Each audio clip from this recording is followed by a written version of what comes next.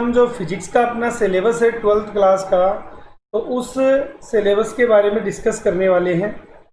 तो जो 12th class में आपके जो भौतिक विज्ञान यानी फिजिक्स का जो कंप्लीटली पार्ट है, तो आप किस हिसाब से उसकी प्रिपरेशन करोगे, कितना मैटर आपके आना है, थोड़ी सी उसके बारे में अपन यहाँ डिस्कस करने वाले। ठीक है,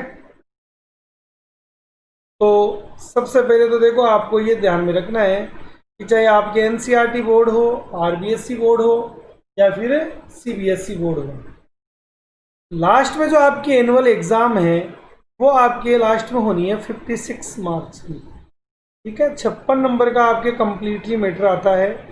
तो जो सुनने में आ रहा है कि भाई अपना सिलेबस इस तरीके से थोड़ा सा कम हो गया है कि आरबीएससी बोर्ड 40%, ठीक है, और जो सीबीएसई बोर्ड है वो यहाँ पर लगभग अपन बात करें तो ये बात आ रही है कि 30% वो कम कर रहा है अपना। ठीक है, तो यहाँ पर आप देखिए कि जो भौतिक विज्ञान का 56 नंबर का मैटर है, तो नंबर तो वही रहने हैं, जो अपने लेसन है उन लेसन का मैटर थोड़ा सा कम हो जाएगा। ठीक है, तो सबसे पहले अपन बात करें आरबीएससी बोर्ड की, तो आरबीएससी बोर्ड में आपके 17 लेसन दिए हुए हैं। तो इनमें स्टार्टिंग में आप देखिए कि आपके शुरू के जो 4 लेसन हैं, तो शुरू के जो 4 लेसन है वो आते हैं स्थिर विद्युत्की के अंतर्गत। ठीक है, तो 4 लेसन इसके अंतर्गत आएंगे आपके स्थिर विद्युत्की। पहले लेसन से लेकर अपने चौथे लेसन तक का जो मैटर है वो ये। इस लेसन में अपन केवल और केवल विद्युत क्षेत्र के बारे में पढ़ेंगे। विद्युत क्षेत्र है, विभव है, विद्युत स्थितिज ऊर्जा है। और टोटल नंबर अगर देखे जाए तो एग्जाम में ये शुरू के 4 लेसन आपको पूछे जाने हैं 7 नंबर की। ठीक है, यानी लेसन 4 है लेकिन टोटल जो नंबर है वो आपके हैं यहाँ पर 7। ठीक है, इसके बाद में जो अपना 5वां और 6वां लेसन है, तो 5वां और 6वां लेसन है आपके धारा विद्युत की। धारा विद्युत की, ठीक है, करंट इलेक्ट्रिसिटी।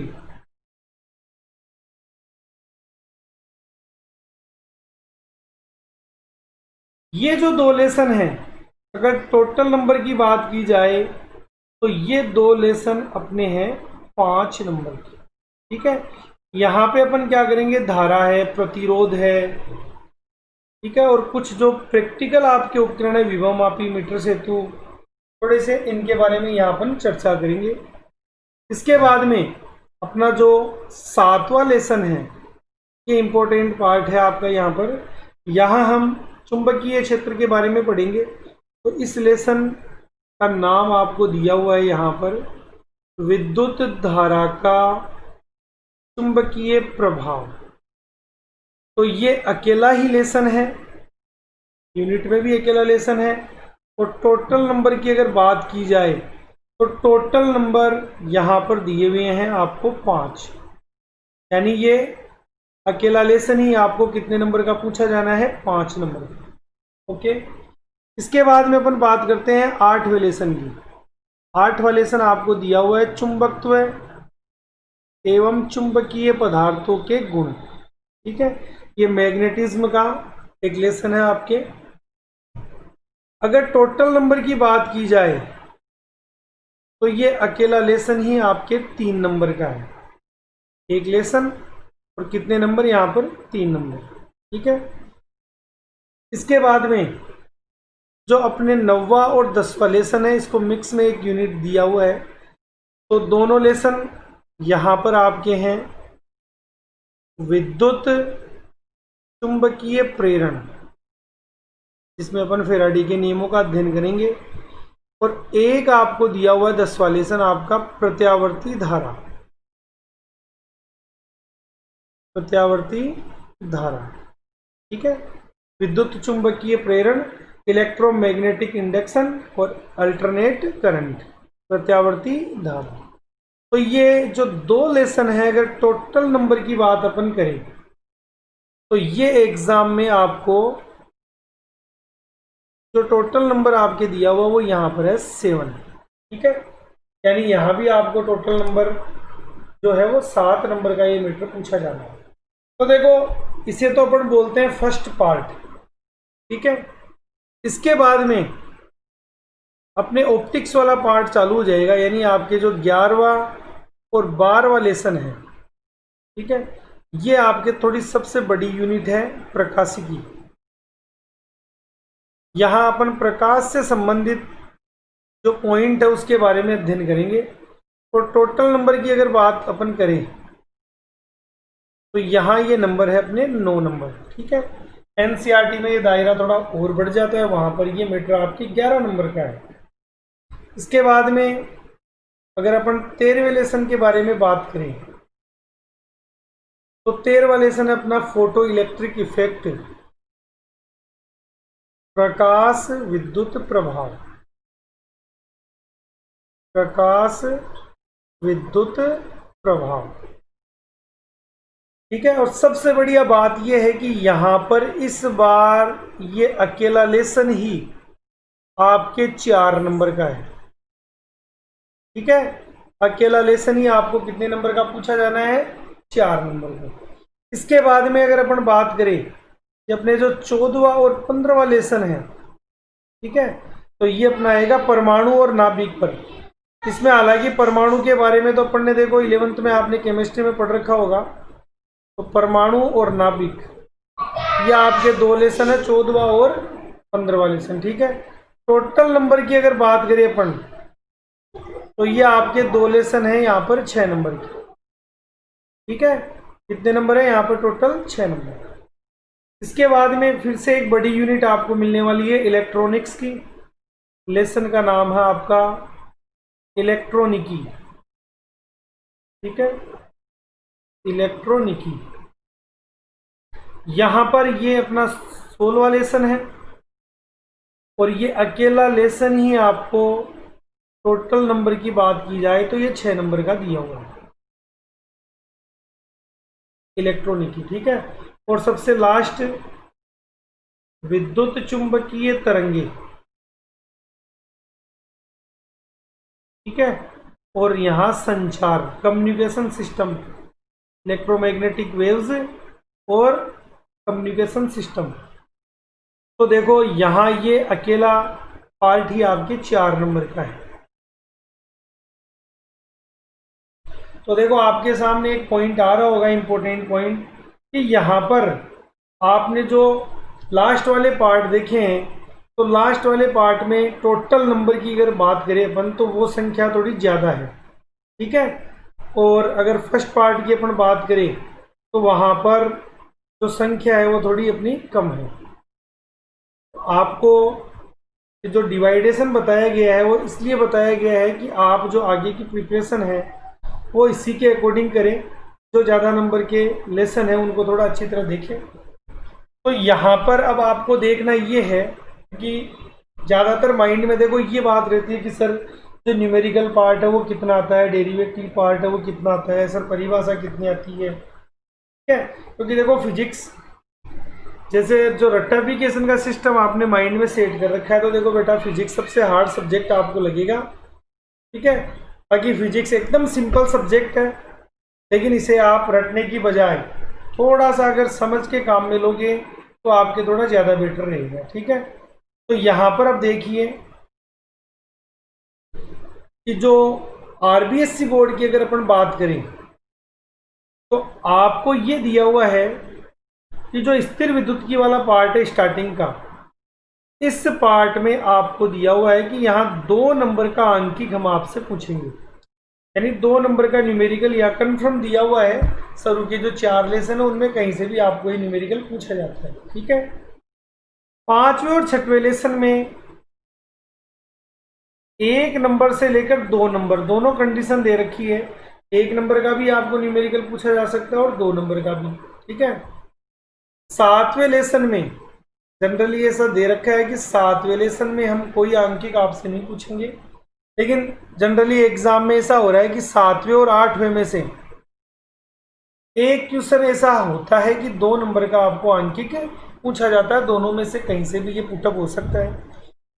9वां और 10वां लेसन विद्युत चुंबकीय प्रेरण। यहां से 1 नंबर का आंकिक प्रश्न आपके लगातार 3 से 4 साल हो गए आरबीएससी बोर्ड एनसीईआरटी के बाद में चलते हुए, लगातार यहाँ पर 1 नंबर का क्वेश्चन आपका आंकिक न्यूमेरिकल पुटअप हो रहा है। ठीक है, प्रकाशिकी ऑप्टिक्स की बात करें तो यहाँ 11वें और 12वें लेसन में 100% 2 नंबर का अंकिक आपको पूछा जाना है। ठीक है, प्रकाश विद्युत प्रभाव में भी देखो दोनों कंडीशन है, 1 नंबर से 2 नंबर। ठीक है, या तो 1 नंबर का न्यूमेरिकल या 2 नंबर का। परमाणु और नाभिक में भी दे रखा है कि 2 नंबर का आंकिक आपको पूछा ही जाएगा। यानी तो इस तरीके से अगर कंप्लीटली बात करें अपन तो विद्युत चुंबकीय तरंगों वाले पार्ट में भी आपको 1 नंबर का न्यूमेरिकल दिया हुआ है। ठीक है, और पूछा भी गया है। तो इस तरीके से अगर टोटल नंबर अपन डेरिव जो न्यूमेरिकल है उसकी बात की जाए तो यहाँ से आप देख सकते हो 2 3 नंबर, 2 यहाँ से दिए हुए 5, 1 6, 2 8, 9, 2 11 और 1 12। यानी टोटल जो न्यूमेरिकल पार्ट आपका है, टोटल न्यूमेरिकल पार्ट है वो आपका दिया हुआ है लगभग 12 नंबर। ठीक है, अब इसमें जैसे कई बार ऐसा भी हो सकता है कि थोड़ा सा थ्योरेटिकल मैटर बढ़ जाए तो ये 12 नंबर से थोड़े से कम हो जाते हैं। ठीक है, बाकी के जो क्वेश्चन है आपको इस प्रकार से पूछे जाने हैं कि 4 नंबर के आपको 3 क्वेश्चन पूछे जाएंगे, यानी ये 12 नंबर का बड़ा पार्ट होगा।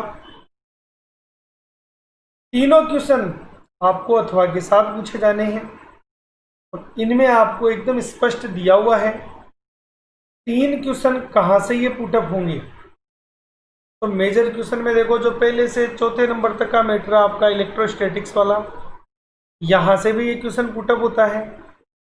दूसरा विद्युत चुंबकीय प्रेरण और प्रत्यावर्ती धारा, यहाँ से भी ये क्वेश्चन पुटअप होता है। और ऑप्टिक्स, तो 3 जगह से आपको ये बड़ा क्वेश्चन पूछा जाता है और 3 प्रश्न ऐसे होंगे जो 3-3 नंबर के आपको पूछे जाएंगे।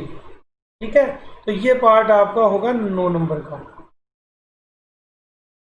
तो इन 3-3 क्वेश्चनों में देखो एक 7वां लेसन, एक है आपका 16वां लेसन और एक है आपका मिक्स में दिया हुआ है कि 5वां 6वां यहाँ से भी क्वेश्चन हो सकता है 3 नंबर का, और आपका जो 14वां 15वां है यहाँ से भी ये 3 नंबर का क्वेश्चन बन सकता है। 3 नंबर के क्वेश्चन में ऐसा हो सकता है कि एक क्वेश्चन आपको अथवा में दिया जाए। ठीक है, और इसके बाद में आपको दिया हुआ है कि 13 क्वेश्चन ऐसे होंगे जो आपके 1-1 नंबर के आने वाले हैं, यानी 13 नंबर का पार्ट आपका ये हो जाएगा। और 11 क्वेश्चन संख्या में ऐसे होने जो 2-2 नंबर के आपको पुटअप किए जाएंगे कि यहाँ पर ये टोटल पार्ट आपका 22 नंबर का हो जाएगा। ठीक है, तो इस तरीके से टोटल जो नंबर है आपके वो मिला के यहाँ पर आपका 56 नंबर का पार्ट बनता है।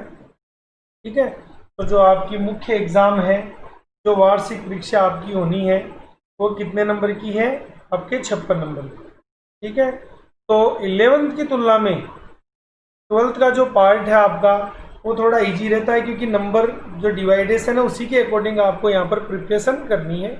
तो ये कंप्लीटली मैटर आपको दिया हुआ है। अब आपके बेनिफिट ये होने वाला है कि 40% जो कोर्स है, आरबीएससी बोर्ड 40% कोर्स को घटाने की बात कर रहा है, तो यहाँ 40% कोर्स में ऐसा हो सकता है कि जैसे परमाणु वाला लेसन, ये लेसन ऐसा है कि अपने 11th क्लास में केमिस्ट्री में दिया हुआ है तो आपका पढ़ा हुआ भी है, आगे कम्पिटिटिव एग्जाम में कोई नुकसान भी नहीं होगा बच्चों के। तो हो सकता है इस लेसन को थोड़ा हटा दिया जाए और नाभिक वाला पार्ट थोड़ा कम कर दिया जाए। ठीक है, बाकी यहाँ 40% का मतलब ये नहीं है कि जो आपको टोटल नंबर 17 लेसन दिए हुए हैं तो इनमें से जैसे मान लो 5 या 6 लेसन हटा दिए जाए, ऐसा संभव नहीं है।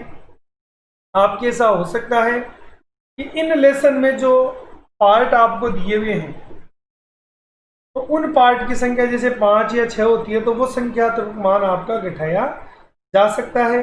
और कुछ लेसन ऐसे होते हैं जो बेसिक है, आपने अदर सब्जेक्ट में पढ़ रखे हैं तो उनको थोड़ा सा कम किया जा सकता है। ठीक है, तो आज ये आपको मैंने जो सिलेबस का डिवाइडेशन है ये बता दिया।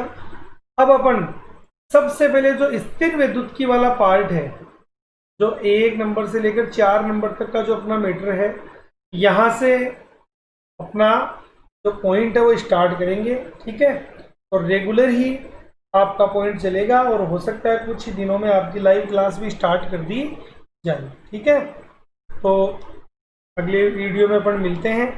अगला जो अपना लेसन है स्थिर विद्युत की, इलेक्ट्रोस्टैटिक्स।